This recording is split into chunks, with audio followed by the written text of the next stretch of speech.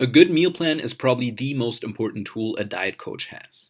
So, to grow your business and see success, you need to know how to create a meal plan for a client. If you've done some research on meal planning, you probably know that there are countless of resources out there showing you how to come up with a diet.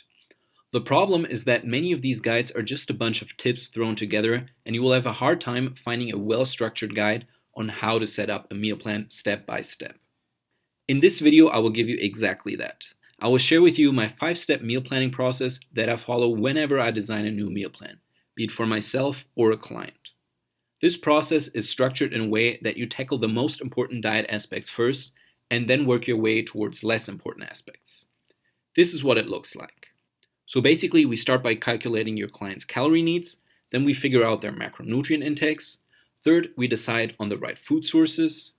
After that, we determine the right meal frequency and meal timing.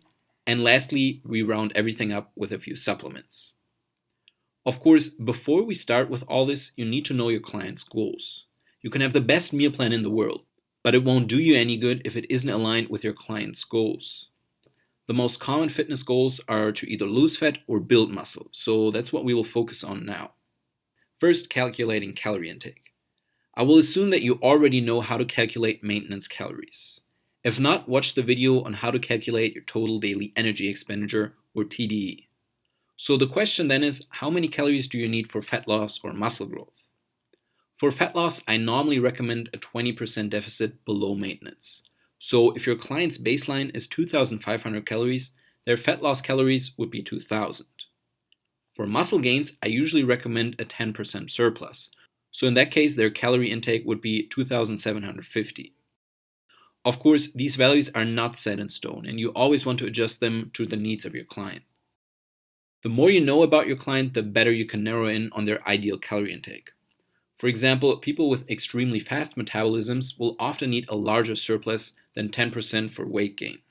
So make sure you track their progress and adjust their food intake along the way. Macronutrients are the next important step in setting up a meal plan. They include protein, carbohydrates, and fat. Protein is the most important of the three because it's literally the building block of tissue. Basically, it provides the structure for your body. On the other hand, carbohydrates and fats are sources of energy, which means our body needs them for activity and movement. What you need to do as a diet coach is figure out the ideal macronutrient intakes for your client. Doing this isn't always easy, and within the fitness community, you will have people fighting over these values all the time. The problem is that depending on the lifestyle and activity of your client, they will need more or less of a macronutrient. So there doesn't really exist a perfect macronutrient split. So what I will do now is give you some general guidelines that have proven helpful when setting up diets. Let's start with protein. How much protein do you need for optimal weight loss and muscle growth? For fitness diets, the optimal protein intake is usually between 0.8 to 1 gram per pound of body weight per day. This range is what has been shown to maximize muscle growth in clinical studies and is a good starting value. If your client doesn't exercise at all or just does cardio, they can probably go a little below this range because they don't stress their muscles as much.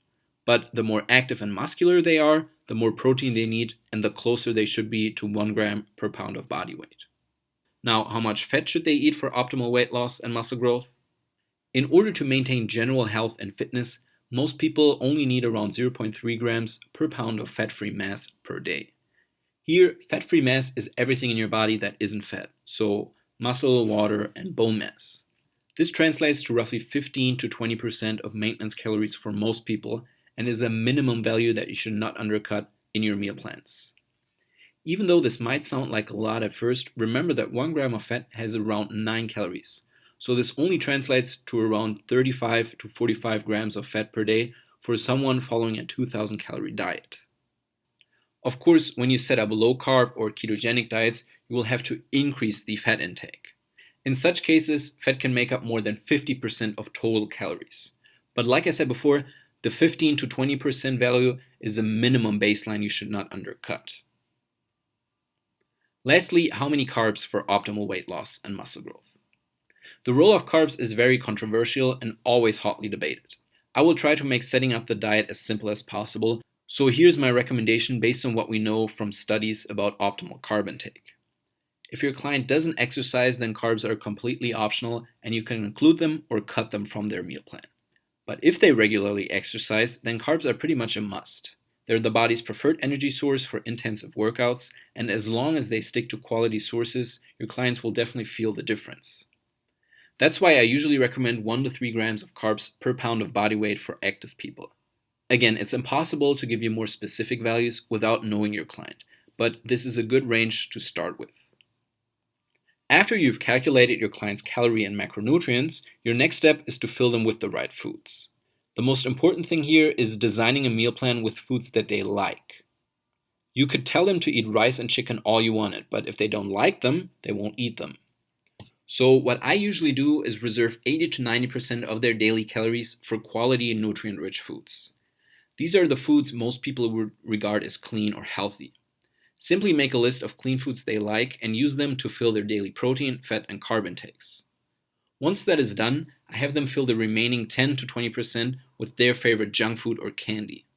That way they will have all their nutrient needs covered and get enough minerals and vitamins, but can still enjoy some chocolate or cake here and there. Now, of course, there are some foods better for weight loss than others. For example, because they are digested more slowly or fill you up more. But going through them would take too long at this point, so make sure you also watch the video on the ideal weight loss and muscle growth foods. The fourth step is meal timing and meal frequency, so determining when and how often they should eat. Let's start with meal frequency. To be blunt, it doesn't really matter if they eat 3 to 6 meals or anything in between.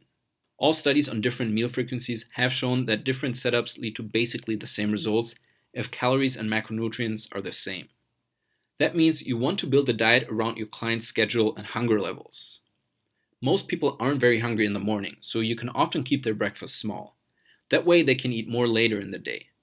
Talk to them about their usual eating habits and place the biggest meals at times when they're most hungry. Next, what about meal timing? Do you need to eat specific foods at specific times? The short answer is it depends. In the overall picture, it doesn't really matter when the body gets its food, as long as you provide a steady supply of a protein to maintain muscle mass. But if your client exercises, then it makes sense to give them certain foods before and after their workouts. These are the pre- and post-workout meals, and they should have a good amount of protein and carbs while being lower in fat. Again, explaining how to set up these meals in more detail would take too long at this point, but I've also recorded other videos that talk about this. Okay, at this point we're almost done with setting up the meal plan. Adding supplements is the last important step. Of course, they can never replace the right foods or macronutrients, but they can still help reach fitness goals faster. Unfortunately, with so many different supplements on the market, it can be difficult to choose the right ones. I personally divide supplements into either fitness supplements or health supplements. Fitness supplements include anything that is directly linked to fat loss or muscle growth. Examples include creatine or protein powder. These two are also the only supplements I almost always include in my diet plans. They are safe and proven to help get faster results. Health supplements, on the other hand, are products that are geared more towards overall health and well-being. Examples include multivitamins or fish oil supplements. Unfortunately, I cannot tell you which health supplements your client needs because this will largely depend on possible deficiencies. If they are healthy and feel great, they probably don't need any additional supplements, but the only way to know for sure is to have them do a blood test. If they are deficient in something, you can suggest supplements, but they should also talk to their doctor about this. And that's the complete 5-step process. You now know how I set up my meal plans and what you should focus on to make your own. Like I said before, it's really not that complicated, and once you have done it a few times, you quickly become a meal planning pro.